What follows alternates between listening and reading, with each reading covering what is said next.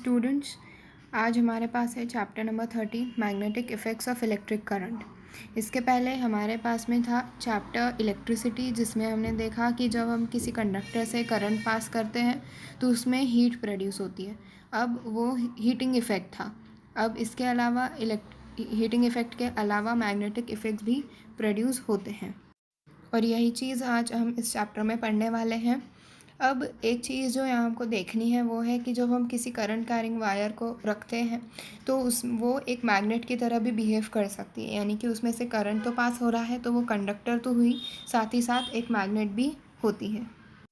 अब ये चीज़ हमें कैसे पता चली? तो हमें इस एक्सपेरिमेंट से पता चली जब हमने एक वायर को रखा और उसके पास हमने कंपास रखा। जब हमने करंट को उस वायर से पास किया तो उसमें हमको डिफ्लेक्शन देखने को मिला।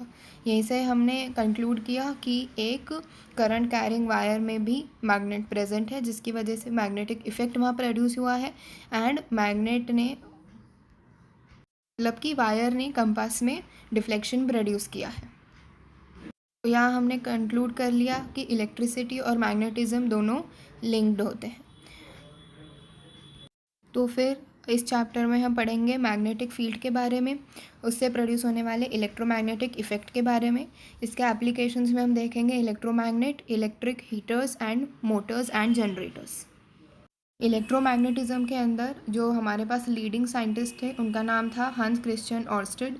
ये 19th सेंचुरी के एक लीडिंग साइंटिस्ट थे और इन्होंने ही इलेक्ट्रोमैग्नेटिज्म की फिनोमेना के बारे में हमें बताया था।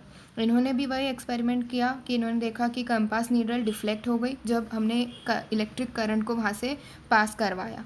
ठीक है, अब इसके अंदर इन्होंने यहीं से डिराइव किया कि इलेक्ट्रिसिटी और मैग्नेटिज्म जो है रिलेटेड फिनोमेना है एंड फिर इसी टेक्नोलॉजी को हमने यूज़ किया रेडियो, टेलीविज़न और फाइबर ऑप्टिक्स में। मैग्नेटिक फील्ड स्ट्रेंथ जो है उसको उसकी जो यूनिट होती है उसको अपन ने ऑर्स्टेड रखा, क्योंकि इन साइंटिस्ट का नाम हंस क्रिश्चियन ऑर्स्टेड था। आगे हम देखते हैं कि अभी हमने एक एक्सपेरिमेंट देखा जिसके के अंदर हमने करंट कैरिंग वायर रखी थी एंड उसके पास में जो कंपास था उसने डिफ्लेक्शन शो किया। तो यहीं से हम कंक्लूड करते हैं कि इसका मतलब ये कि वहाँ आसपास मैग्नेटिक फील्ड प्रोड्यूस हुई एंड कंपास नीडल जो है अब एक स्मॉल बार मैग्नेट की तरह एक्ट कर रही है। अब मैग्नेट हमें पता है उसके दो पोल्स होते हैं, एक नॉर्थ होता है और एक साउथ होता है। तो जो नॉर्थ में पॉइंट करे उसको हम बोल देते हैं नॉर्थ सीकिंग पोल और द नॉर्थ पोल, एंड जो दूसरा होता है that is the south pole, उसको हम साउथ सीकिंग पोल बोल देते हैं। ठीक है, इसके अलावा नॉर्थ जो दो मैग्नेट्स हैं, दो मैग्नेट्स को अगर अपन पास पास रखें तो हो सकता है कि वो रिपेल करे, हो सकता है कि वो एक दूसरे को अट्रैक्ट करें। अगर वो अट्रैक्ट करते हैं इसका मतलब ये कि नॉर्थ और साउथ पोल पास पास में हैं, यानी कि अनलाइक पोल्स पास पास में हैं। और अगर वो रिपेल करे तो साउथ साउथ या नॉर्थ नॉर्थ पोल पास पास में, यानी कि लाइक पोल्स पास पास में रखे गए हैं। अब इसके बाद हमारे पास में एक और एक्सपेरिमेंट आता है जिसके के अंदर हमने एक मैग्नेट को रखा है पेपर के ऊपर एंड उसके आसपास हमने ऐसे ही बस रैंडमली आयरन फिलिंग्स को स्प्रिंकल कर दिया है। ये आयरन फिलिंग्स थोड़ी देर के बाद में बोर्ड को जब अपन जेंटली टैप करेंगे तो वो अपने हिसाब से ही, अपने मन से ही नॉर्थ साउथ पोल के आसपास में अरेंज हो जाते हैं। अब ये कैसे होता है? जब हम आयरन फिलिंग्स को इसके ऊपर टैप करते हैं या स्प्रिंकल करते हैं तो वहाँ पे मैग्नेटिक फील्ड प्रोड्यूस हो जाती है ना। अब ये जो मैग्नेट वहाँ पे हमने रखा है वो उस रीजन पे फोर्स इन्फ्लुएंस करती है जो कि आयरन फिलिंग्स पे लगता है। ठीक है, और उस फोर्स को अपन बोल देते हैं मैग्नेटिक फोर्स। इस अगर आयरन फिलिंग्स के ऊपर फोर्स लगता है तो वो खुद को अपने मन से ही इस तरीके के पैटर्न में अरेंज कर लेते हैं। इस पैटर्न को देख के हमको ये भी पता चलता है कि नॉर्थ और साउथ के बीच में इनका डायरेक्शन कैसा है, मैग्नेटिक फील्ड लाइंस का डायरेक्शन किस तरीके से है। अब अगर मैग्नेटिक फील्ड लाइंस किसी डायरेक्शन में अलाइन हो रही हैं तो इसका मतलब होगा कि मैग्नेटिक फील्ड जो है वो एक ऐसी क्वांटिटी है जिसमें डायरेक्शन और मैग्नीट्यूड दोनों होते हैं। ठीक है, अब डायरेक्शन ऑफ मैग्नेटिक फील्ड जो है अपन उसको डायरेक्शन ऑफ नॉर्थ पोल लेते हैं in accordance to compass needle. ठीक है, तो कन्वेंशन से हम बोल देते हैं कि जो भी डायरेक्शन नॉर्थ पोल का होगा वो डायरेक्शन होगा फील्ड लाइंस का। ठीक है, तो जैसे हमने अभी डायग्राम में यहाँ दिख रहा है हमें कि अगर हमने बार मैग्नेट रखा है तो नॉर्थ से साउथ अगर डायरेक्शन हमारे पास में है तो वो होगा इनसाइड, और अगर साउथ से नॉर्थ है तो वो होगा आउटसाइड। ठीक है। इसके अलावा एक और इम्पॉर्टेंट चीज़ हमको याद रखनी है कि दो फील्ड लाइंस कभी भी एक दूसरे को क्रॉस नहीं कर सकते। क्यों क्रॉस नहीं कर सकते? अगर उन्होंने ऐसा करा तो वहाँ पे दो पॉइंट ऑफ इंटरसेक्शन प्रेजेंट होंगे, दो डायरेक्शन हमें देखने को मिलेंगी, जो कि बिल्कुल भी प्रैक्टिकली पॉसिबल नहीं होता है।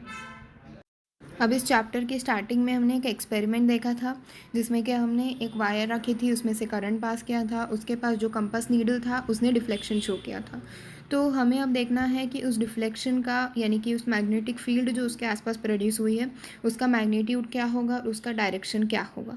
तो इसके लिए हम यहाँ पे एक एक्टिविटी करते हैं। इस एक्टिविटी के अंदर क्या होता है कि हमने वही चीज़ करी है, यानी कि एक करंट कैरिंग वायर रखी है, पास में एक वेरिएबल रेजिस्टेंस रखा है, ठीक है, ईएमएफ यानी कि वोल्टेज रखा है, एंड एक कार्डबोर्ड रखा है जिसके के ऊपर हमने आयरन फिलिंग्स को डाल के रखा है। ऐसे ही रैंडमली हमने डाल के रखा है। जब हमने की को क्लोज़ किया तो करंट वहाँ से पास हुआ। करंट पास होने की वजह से वहाँ पे इलेक्ट्रिसिटी तो प्रोड्यूस हुई, साथ ही साथ में मैग्नेटिक फील्ड भी प्रोड्यूस हुई, ठीक है। अब यहाँ पे हमने देखा कि जो आयरन फिलिंग्स थे वो खुद को कॉन्सेंट्रिक सर्कल्स के फॉर्म में अरेंज कर रहे थे।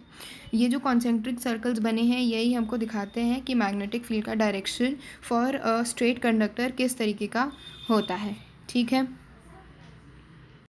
अब हमें मैग्नेटिक फील्ड का डायरेक्शन पता चल गया है। अब हम देखते हैं कि जो मैग्नेटिक फील्ड है वो किन फैक्टर्स पे डिपेंड करती है। पहला होता है करंट और दूसरा होता है डिस्टेंस।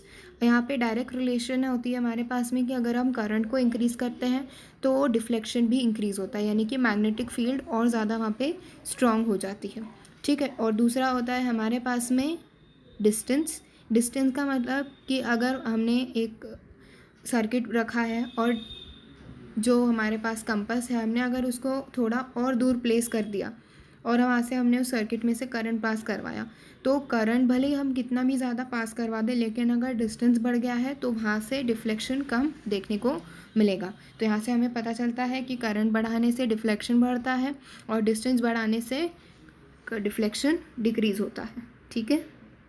तो अब हमने देख लिया है कि जो हमारे पास में मैग्नेटिक फील्ड प्रोड्यूस होगी उसका मैग्नीट्यूड कितना होगा।